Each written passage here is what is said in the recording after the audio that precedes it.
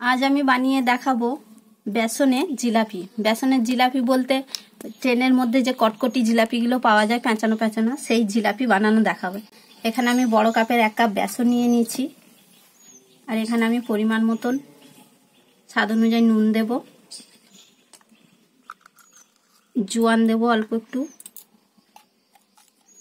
খাবার সোডা 1 চিমটে, টক ঝাল মিষ্টি জিলাপিটা যে হবে তার জন্য এখানে আমি 1/2 চামচ মতন আমচুর পাউডার দিয়ে দিচ্ছি।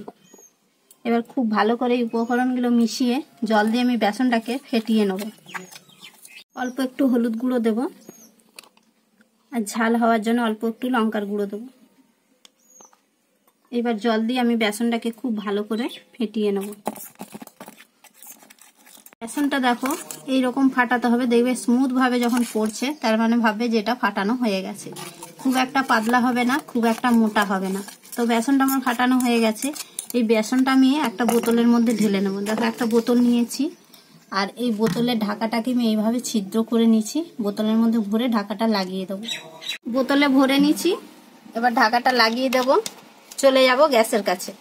গ্যাসে কড়াই বসিয়ে দিয়েছি, এবার সাদা তেল দিয়ে দেবো।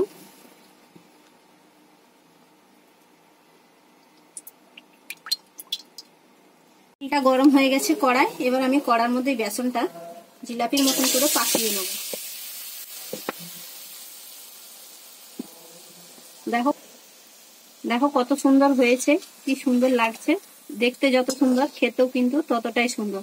যদি আমরা খুব সহজে বাড়িতে এইভাবে বানিয়ে নিই তাহলে বাজার থেকে কেনার কোনো দরকারই নেই।